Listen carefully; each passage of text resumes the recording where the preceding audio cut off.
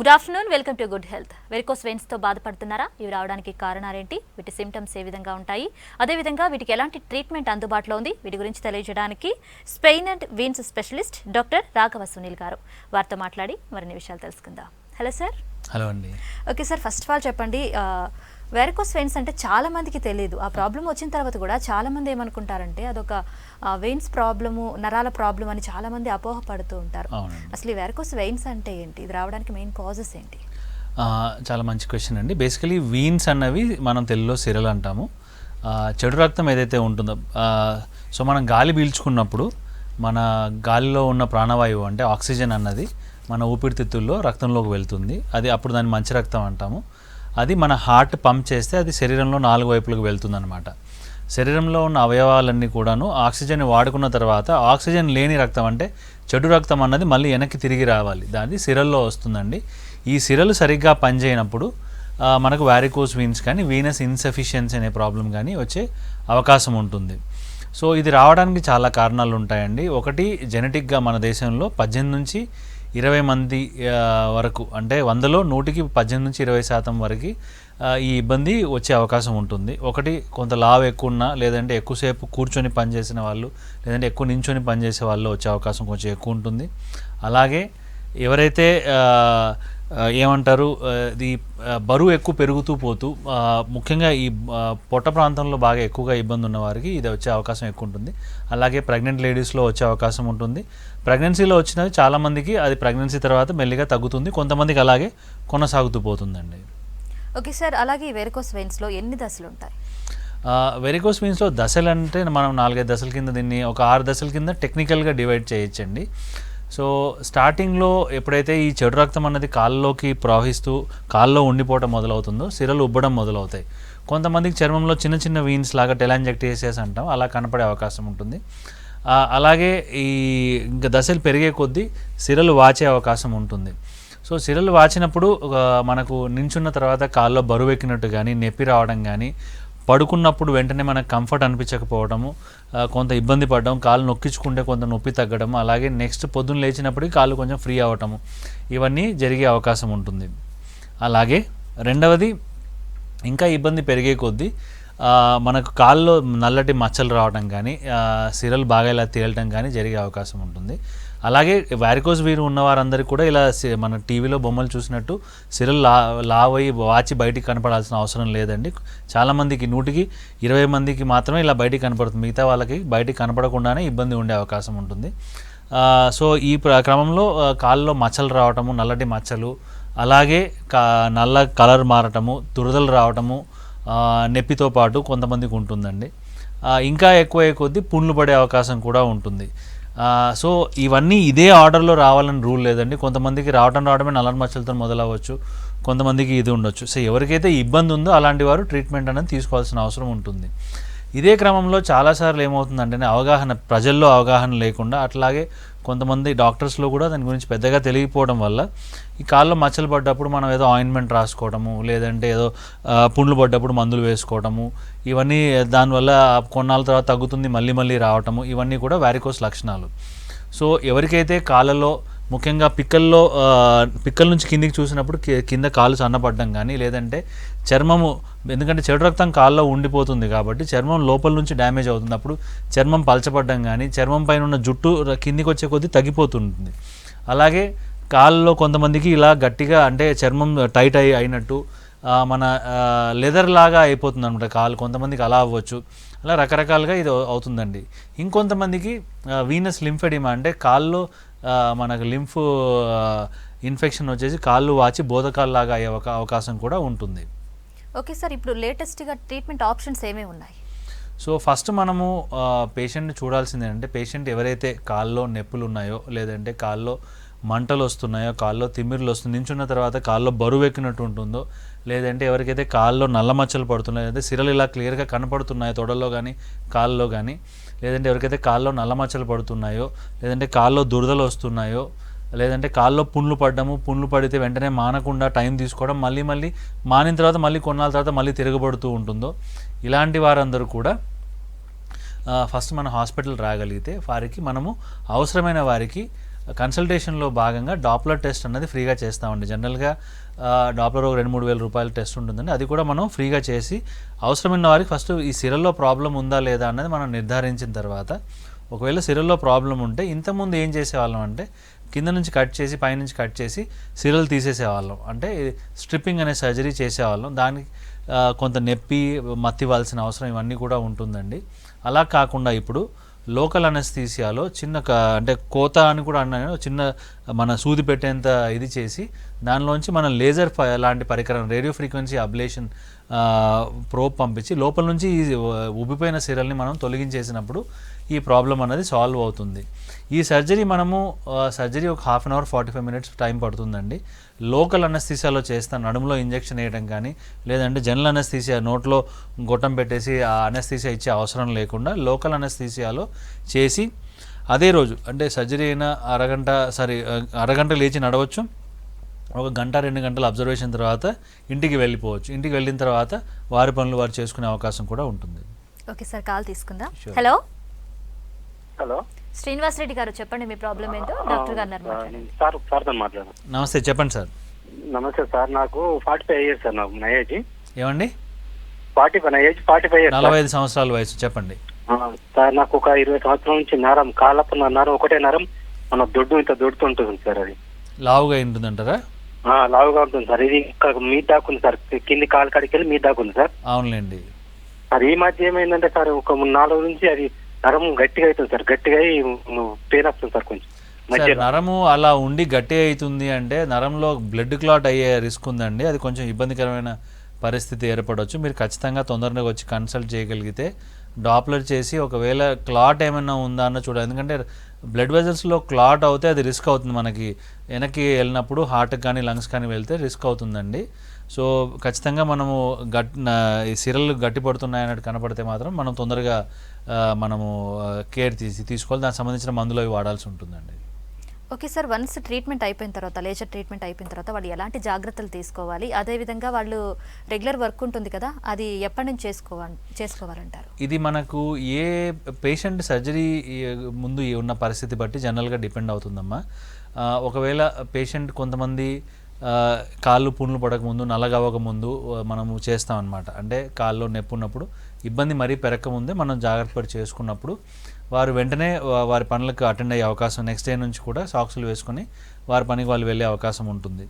కానీ ఎవరికైతే కాళ్ళు బాగా అంటే మన దేశంలో మేము ఎక్కువగా చూసేవి బాగా కాళ్ళు నల్లబడిపోయిన తర్వాత, పుండ్లు పడిపోయిన తర్వాత చూసే అవకాశం ఎక్కువ ఉంటుంది. ఎందుకు అంటే అవగాహన లేక, పేషెంట్కి అవగాహన లేక, డాక్టర్కి ఒక్కొక్కసారి తెలియక ఈ ప్రాబ్లం బాగా ముదిరిపోయేదాకా పేషెంట్ చేస్తూ ఉంటారు.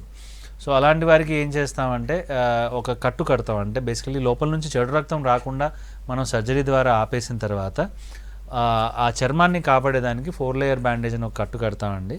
అది మనకున్న ఇబ్బందిని బట్టి, అంటే ఎక్కువ ఇబ్బంది లేదంటే 10 రోజుల్లో తీసేయచ్చండి. కొన్నిసార్లు దాన్ని మనం రిపీట్ చేస్తూ ఉండాల్సిన అవసరం ఉంటుంది. అలాంటి వారు ఆ కట్టు తడవకుండా చూసుకోవాలన్నది చాలా ఇంపార్టెంట్. అలాంటి వారు కూడా ఒకవేళ సిట్టింగ్ ఆఫీస్ జాబ్ అంటే ఒక 2-3 రోజుల్లో వెళ్ళొచ్చండి. కానీ అదే వారు పొలంలోకి వెళ్ళి పంట చేసుకోవాలి, తడి ఉండే దగ్గరికి వెళ్ళాలంటే కొంత వెయిట్ చేయాల్సి ఉంటుంది. అలాగే కొంతమందికి పుండ్లు పడిన తర్వాత చర్మం ఇలా నల్లబడి చర్మం అంతా వెళ్ళిపోతుంది, అంటే అలా ఆ స్టేజ్లో వస్తారు. అలాంటి వారికి కూడా మనం లేజర్ చేసిన తర్వాత మొత్తం ఆ ఏరియా అంతా క్లీన్ చేసేసి దానికి ఒక స్పెషల్ వాక్యూమ్ మెషిన్ పెడతామండి. అది పెట్టినప్పుడు అది లోపల నుంచి మానుతూ వస్తుంది. దాని తర్వాత మనం పైనుంచి తీసి వేరే చర్మం అక్కడ వేసి దాన్ని మాన్చే విభాగం సపరేట్గా ఉందండి, గాయాల విభాగం కూడా ఉంది. సో ఎవరికైతే పుండ్లు పడున్నాయో అలాంటి వారు కూడా వచ్చి కన్సల్ట్ చేయొచ్చండి. ఓకే సార్, అలాగే వారికోస్ వెయిన్స్ పై ప్రజల్లో ఉన్న అపోహలు ఏంటి?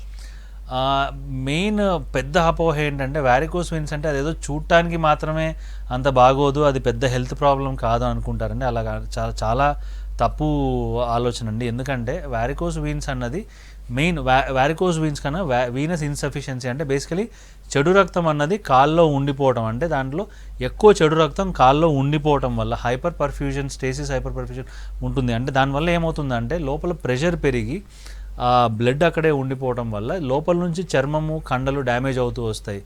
దానివల్ల చర్మం నల్లపడ్డము, చర్మం లోపల నుంచి డ్యామేజ్ అవ్వటము, ఒకవేళ నల్లబడిన తర్వాత కొంతమంది దురదలు వస్తాయి. దురదలు వచ్చిన తర్వాత లేదంటే తొందరగా ఏదైనా చిన్న దెబ్బ, అంటే నడుస్తూ ఏదైనా చిన్న గీత గీసుకున్నా ఒక టేబుల్ గీసుకుని ఉంది, లేదంటే ఏదైనా చిన్న పుల్ల గుచ్చుకుని ఉంది, లేదంటే దురద వచ్చినప్పుడు మనం గోకున్నప్పుడు పుండ్లు పడ్డాయి అన్నా కూడా, లేదంటే సైలెన్సర్ కాలిందనో ఏదో పుండు మానదు. పుండు మానేదానికి చాలా టైం పడుతుంది. నార్మల్గా హెల్దీ లిమ్లో మనకు పుండు మానేదానికి ఒక మహా అంటే 2 వారాల్లో తగ్గిపోవాలి. అలా కాకుండా పుండు మానేదానికి బాగా టైం పట్టడం, మనం ఒకవేళ పైన మాత్రం పుండుని మాత్రమే ట్రీట్ చేస్తే కొన్నాళ్ళలో తగ్గటం, మళ్ళీ వెంటనే కొన్నాళ్ళ తర్వాత మళ్ళీ తిరగబడడం, ఇది వారికోస్ వీన్స్కున్న ప్రధాన లక్షణం అండి. సో మనము దీన్ని చాలాసార్లు ఏమవుతుందంటే డయాబెటీస్ ఉంది కాబట్టి డయాబెటిక్ అల్సర్ అనుకోనో అట్లా ట్రీట్ చేస్తూ ఉంటామండి. ఇలా పుండ్లు రిపీటెడ్గా వచ్చేవాళ్ళు ఖచ్చితంగా వారికోస్ వీన్స్ గురించి మనం చూసుకోవాలి. వారికోస్ వీన్స్ని కేవలం ఒక కాస్మెటిక్ ప్రాబ్లం, అంటే చూడటానికి బాగా లేని ప్రాబ్లం కింద మనం ట్రీట్ చేయకుండా దీన్ని ఒక సీరియస్ హెల్త్ ప్రాబ్లం కింద మనం ఆలోచించి దాన్ని ట్రీట్ చేసుకోవాలి. రెండవ అపోహ, వారికోస్ వీన్స్ ఉన్న వారికి అలా ఫోటోలో చూపించినట్టు సిరలు ఇలా బాగా ఉబ్బి బయటకు వస్తేనే వారికోస్ వీన్స్ అనే ఒక అపోహ ఉంటుందండి. అది కూడా చాలా తప్పు. ఓన్లీ 100కి ఒక 20 మంది దాకా మాత్రమే అలా బయటికి కనపడుతుంది. మిగతా వారికి అలా బయటికి కనపడదు. అది లోపలే డ్యామేజ్ చేస్తూ ఉంటుంది. సో మీరు గమనించాల్సింది ఏంటి అంటే, ఒకటి మనకు కాల్లో నించున్న తర్వాత బరువు ఎక్కినట్టు ఉన్నా, లేదంటే కాళ్ళు కొంచెం నించుని పనిచేసిన తర్వాత లాగినట్టు పీకినట్టు ఉన్నా, అంటే జనరల్గా పేషెంట్స్ వాడే పదాలండి, లాగినట్టు పీకినట్టు ఉంటుందండి అంటారు. తర్వాత ఒకరోజు ఎక్కువ పని చేస్తే ఆ రోజు ఎక్కువ ఇబ్బంది ఉంటుంది. పడుకున్నప్పుడు వెంటనే మనకు కంఫర్టబుల్గా అనిపించదు, అంటే అంత ప్రశాంతంగా ఉండదు. కాళ్ళు లాగటము, నొప్పులు, నొక్కించుకుంటే కొంత బాగుంటుంది. కాళ్ళు ఇలా ఎత్తి పెట్టుకుంటే కొంతసేపు తర్వాత కాళ్ళలో ఇబ్బంది తగ్గుతుంది. అలాగే పొద్దున్న లేచినప్పుడు కొంత ఇంప్రూవ్మెంట్ కనపడుతుంది. లేదు అంటే మన కాల్లో నల్ల మచ్చలు పడ్డా, ఇలా కాల్లో దురదలు వచ్చినా, ఇంకా పుండ్లు సరిగా మానకుండా ఉండటం, మాన్నా మళ్ళీ తిరిగి రావడం, ఇవన్నీ లక్షణాలు కూడా వారికోస్ వీన్స్ సంబంధించిన లక్షణాలండి. మూడవది, మనం ఏదో మందులు తింటేనో సాక్సులు వేసుకుంటేనో ఈ ప్రాబ్లం సాల్వ్ అవుతుందని మనకు ఆశ అంటే ఉందండి. ఎవరికైనా కూడా ఒక ప్రొసీజర్ లేకుండా తగ్గాలనే ఆశ ఉంటుందండి. కాకపోతే ఇది సర్జికల్ ప్రాబ్లం. ఇదేదో మందులకు సిరలు కరుగుతాయనో, మనం ఆయింట్మెంట్ రుద్దితే సిరలు కరుగుతాయనో అనుకోవడం చాలా పెద్ద అపోహ అండి. ఇది జరగదు అలాగా.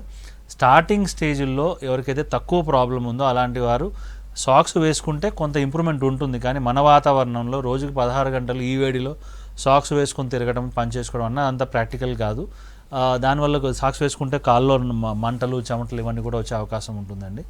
ఇలా చాలా అపోహలు ఉండటం వల్ల, ఇంకోటి కాళ్ళ మచ్చలు పడ్డప్పుడు అసలు ఫస్ట్ ఏ డాక్టర్ దగ్గరికి వెళ్ళాలనేది కూడా అవగాహన లేదనమాట. అంటే ఏది మన చర్మం డాక్టర్ దగ్గరికి వెళ్ళాలా, న్యూరాలజిస్ట్ దగ్గర వెళ్ళాలా, స్పైన్ స్పెషలిస్ట్ దగ్గరికి వెళ్ళాలా, ఇవన్నీ కూడా డౌట్స్ ఉంటాయండి. కాబట్టి ఈ డౌట్స్ అన్ని తొలగించేదానికి అవిస్ హాస్పిటల్లో మనం ఒక పర్టికులర్ డిపార్ట్మెంట్ నెలకొల్పి, సో మనకు ఇలా కాళ్ళలో ఏదైనా ఇబ్బందులు, అంటే కాళ్ళలో నొప్పులు కానీ, మంటలు కానీ, బరువు ఎక్కినట్టు ఉంటాం కానీ, ప్రధానంగా నడుములో నరం నలిగిన, అంటే సియాటికా ప్రాబ్లం కానీ, లంబార్ కెనాల్సినో స్పైన్ సంబంధించిన ప్రాబ్లం వల్ల కానీ, లేదంటే ఈ చెడు రక్తం కాళ్ళలో ఉండిపోవడం, అంటే వారికోస్ వీన్స్ లేదా వీనస్ ఇన్సఫిషియన్సీ వల్ల వచ్చే అవకాశం ఎక్కువ ఉంటుంది. సో నేను ఈ రెంటిని కూడా ట్రీట్ చేస్తానండి. అంటే వారికోస్ వీన్స్ అలాగే స్పైన్ సంబంధించిన ప్రాబ్లం ఉన్నా కూడా రెంటిని కూడా కీహోల్లో మనం ట్రీట్ చేసి సాల్వ్ చేయొచ్చు. కాబట్టి ఎవరికైనా ఇలా కాళ్ళలో ఇబ్బంది ఉన్నప్పుడు ఫస్ట్ వచ్చి మమ్మల్ని కలవగలిగితే వాళ్ళకు ఉన్న ప్రాబ్లం ఏంటి అనేది మనము నిర్ధారించే అవకాశం ఉంటుంది. అప్పుడు దాని తర్వాత మనకున్న ట్రీట్మెంట్ ఆప్షన్స్ ఏంటి, లేటెస్ట్ ఆప్షన్స్ ఏమున్నాయని మనము డిస్కస్ చేయొచ్చు. ఓకే సార్, నెక్స్ట్ కాల్ తీసుకుందాం. Hello hello madam. Amrit garu చెప్పండి, మీ ప్రాబ్లం ఏంటో డాక్టర్ గారు ఉన్నారు, మాట్లాడండి.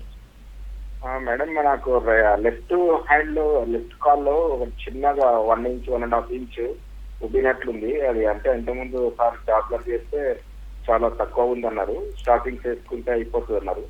ఇక నేను ఒక కాల్ చేయించుకున్నా, ఇంకో కాల్కు చాలా మైన్యూట్గా ఉంది అని చెప్పినారు.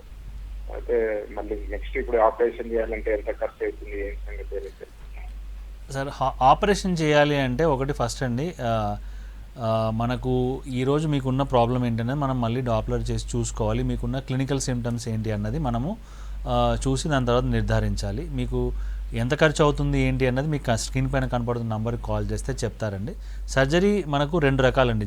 రెగ్యులర్గా చేసేది మనము రేడియో ఫ్రీక్వెన్సీ అబ్లేషన్, అంటే లేజర్ లాంటి సర్జరీ. అంటే చిన్న రంధ్రంలో ఫస్ట్ ఒక సూది పంపించి, అంటే స్కాన్లో చూసుకుంటూ ఎక్కడైతే సిరలు వాచి ఉన్నాయో వాటన్నిటిని మనము మళ్ళీ టేబుల్ పైన స్కాన్ చేస్తూ అందులోంచి మనం ఆ ఫైబర్ పంపించి లోపల నుంచి కరిగించుకుంటూ రావటం అండి.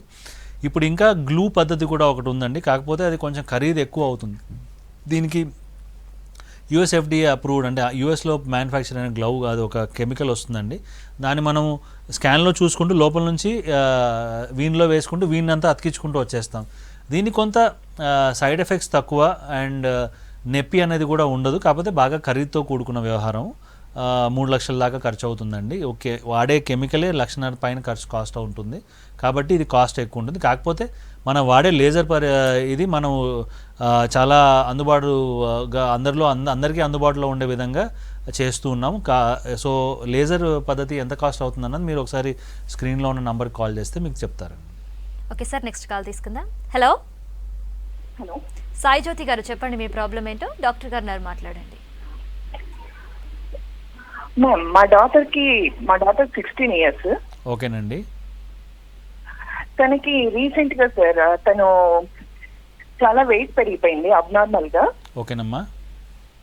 తనకి చెప్పిస్తే మీరు చెప్పినట్టు డాప్లర్ స్టడీ కూడా చేశారు. డాప్లర్ స్టడీ చేసిన తర్వాత ఎస్ఎస్జి ఇన్కాంపిటెంట్ అని వచ్చింది సార్.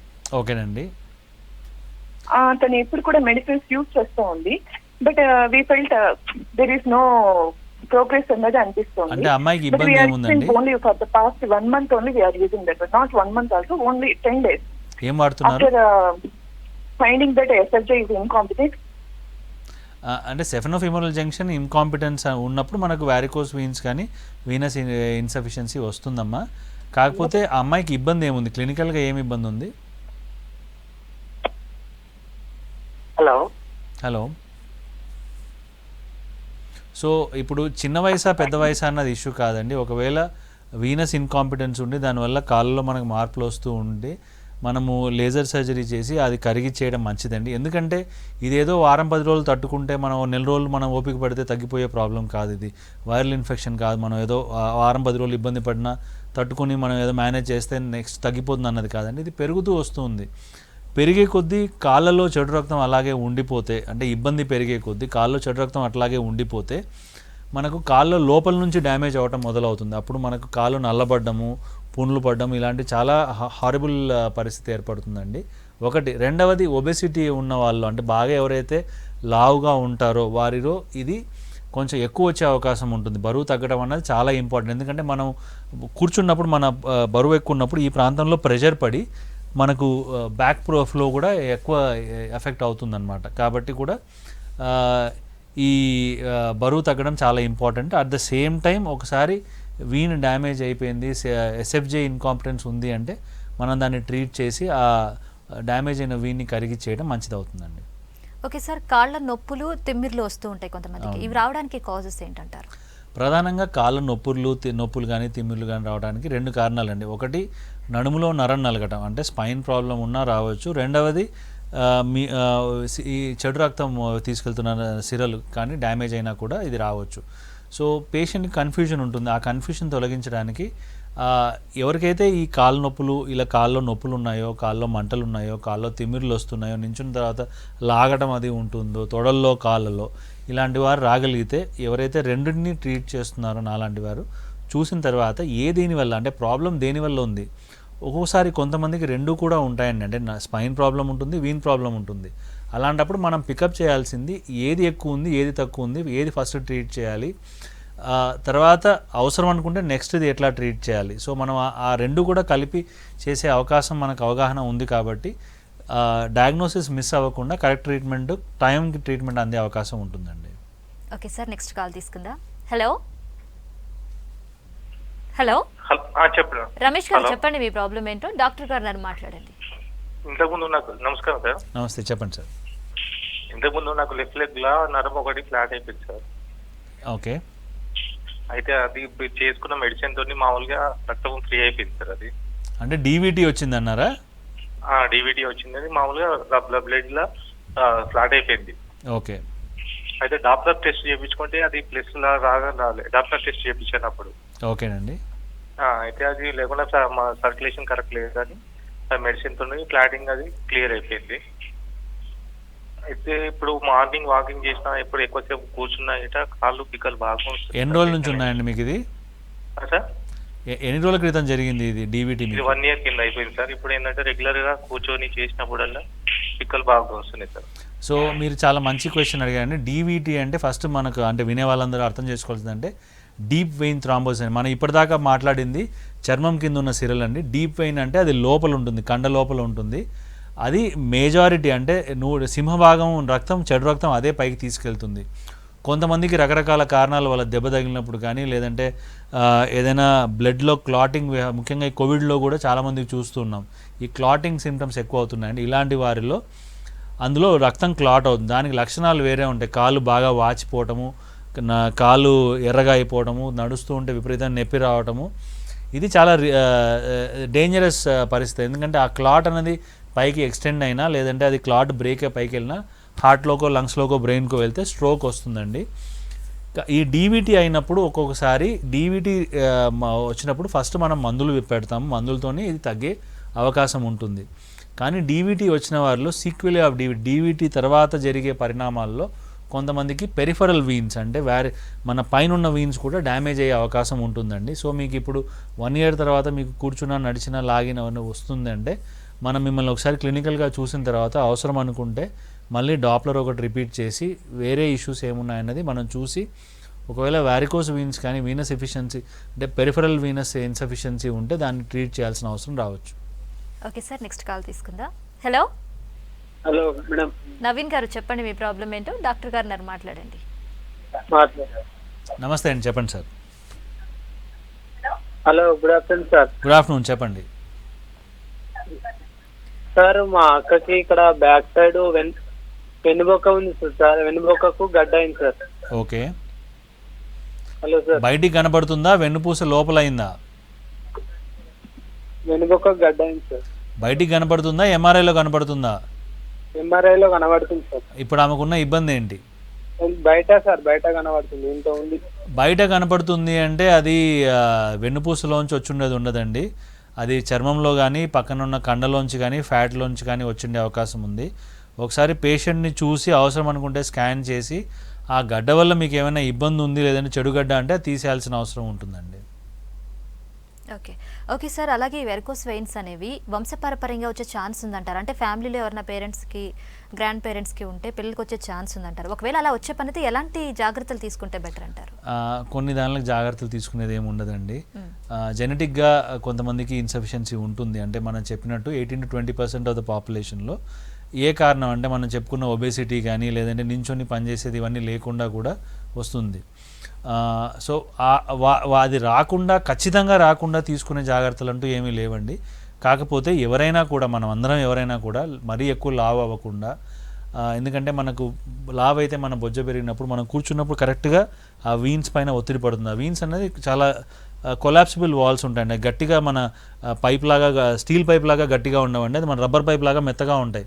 సో ఏదైనా ప్రెషర్ పడితే అది మూసుకుపోతుంది. సో అలా మూసుకుపోయినప్పుడు వెనకాల వచ్చే ప్రెషర్ ఎక్కువైపోయి వీన్స్ ఉబ్బిపోతాయి అన్నమాట. సో ఒబెసిటీ ఉన్నవారు ఖచ్చితంగా ఒబెసిటీ తగ్గించుకోవాలి. ఫ్యామిలీలో ఎవరికైనా వారికోస్ వీన్స్ లాంటి ఇబ్బంది ఉన్నవారు వారు ఇంకా ఎక్స్ట్రా జాగ్రత్త తీసుకోవాలి. అలాగే కొంత ఫిట్నెస్ మెయింటైన్ చేయడం, అంటే మసిల్ టోన్ మెయింటైన్ చేయడం. సో మన పిక్కల్లో ఉన్న కండలు ఏం చేస్తాయంటే మనం నడిచినప్పుడు కానీ, ఇంకోటి చేసినప్పుడు కానీ అదొక పంప్ లాగా పనిచేస్తుంది. అంటే రక్తాన్ని పైకి పంప్ చేసే పంప్ అనమాట. దాన్ని పెరిఫరల్ హార్ట్ అని కూడా అంటాం. సో ఆ టోన్ మెయింటైన్ చేయడం కానీ ఇవన్నీ చేసుకుంటే రాకుండా కొంత ఏమైనా ఒక 1-2% ఇంప్రూవ్మెంట్ కనపడే అవకాశం ఉంది. కానీ ఎవరికైతే ఆల్రెడీ వీన్స్ డ్యామేజ్ అయిపోయాయో వారికి ఏదో మనం ఎక్సర్సైజ్తోనో, లేదంటే ఏదో మందులతోనో, లేదా మంత్రంతోనో ఈ ప్రాబ్లం తగ్గించేస్తా ఉన్నది కరెక్ట్ కాదండి. అలాంటి వారిని అనవసరంగా వారి టైము వేస్ట్ అవుతుంది, డబ్బులు వేస్ట్ అవుతాయి. ఇంకా మెయిన్ ఇంపార్టెంట్లీ ప్రాబ్లం పెరుగుతుంది. చిన్న ప్రాబ్లం ఉన్నది పుండు పడేదాకా వెయిట్ చేసి అప్పుడు కూడా ట్రీట్ చేస్తాం, అప్పుడు కూడా మంచి రిజల్ట్స్ ఉన్నాయి. కానీ ఆ రికవరీ రావడానికి కొంత టైం ఎక్కువ పడడము, అలాగే కొంత ఎక్కువ వ్యయం ఖర్చు అవ్వడం, తర్వాత ఎక్కువ ఇబ్బంది పేషెంట్ పడాల్సి ఉంటుంది. ఓకే సార్, మీరు ఇందాక చెప్పారు కదా ప్రెగ్నెన్సీ టైంలో కూడా వెరికోస్ వెయిన్స్ వచ్చే ఛాన్స్ ఉందని. సో వన్స్ డెలివరీ అయిపోయిన తర్వాత కొంతమందికి తగ్గిపోతాయి, బట్ కొంతమందికి కంటిన్యూ అవుతాయి కదా. అలాంటి వాళ్ళకి ఎలాంటి ట్రీట్మెంట్ ఉంది? అలాగే ప్రెగ్నెన్సీ టైంలోనే వాళ్ళు పెయిన్ అనేది భరించలేకుండా ఉంటే వాళ్ళకి సర్జరీ చేస్తారా? జనరల్గా ప్రెగ్నెన్సీ టైంలో సర్జరీ చేయమండి. ఎందుకంటే చాలామందికి ప్రెగ్నెన్సీ తర్వాత ఈ వారికోస్ వెయిన్స్ సర్దుకుంటాయి. మరీ ఎవరికైతే విపరీతంగా తీవ్రంగా ఉంటే అలాంటి వారిలో ఆలోచించాల్సిన అవసరం రావచ్చు. కానీ అంత తీవ్రంగా జనరల్గా మా క్లినికల్ ప్రాక్టీస్లో అయితే చూడటం లేదు. అంటే ప్రెగ్నెన్సీ టైంలో బట్ డెఫినెట్గా నేను ఇప్పుడు ఇంతకుముందు చెప్పినట్టు ఒబెసిటీ అంటే మనకు ప్రెగ్నెన్సీలో కూడా మనకి ఇదే ప్రాంతంలో ఆ లేడీస్కి మన కడుపు రావడం, అదే ఒత్తిడి అవడం వల్ల కూడా ఈ ఇబ్బంది వచ్చి కొంత హార్మోనల్ చేంజెస్ కూడా ఉంటాయి. దానివల్ల కూడా ఈ వీన్స్ అంత వీక్ అయ్యే అవకాశం ఉంటుందండి. జనరల్గా డెలివరీ అయిపోయిన తర్వాత 2-3 నెలల్లో సింహభాగం ఇందులో మెజారిటీ తగ్గిపోతాయి. కొంతమందికి ఒకసారి ప్రెగ్నెన్సీలో మొదలైన తర్వాత అది అట్లాగే కంటిన్యూ అవుతూ ఉంటాయి. అంటే కొంతమందికి తీవ్రంగా పెరుగుతూ పోతాయి, కొంతమందికి కొన్ని సంవత్సరాలు అంటే దశాబ్దాలు కూడా కనపడుతూ ఉంటాయి, ఇబ్బంది ఎక్కువ పెట్టవు, తర్వాత పెరుగుతూ ఉంటాయి అన్నమాట. సో ఏ పేషెంట్ ఏ దశలో ఉన్నారు, వారికి ఎంత ఇబ్బంది ఉంది, స్కాన్లో కనపడుతున్న సిరలు ఎంతలా ఉన్నాయి, ఇవన్నీ మనకు మల్టిపుల్ ఫ్యాక్టర్స్ పైన డెసిషన్ తీసుకుంటామండి. ఇలాంటి వారికి కూడా మనం సేఫ్గా మన లేజర్ ప్రొసీజర్ చేసి ఆ ఇబ్బందిని తగ్గించవచ్చు.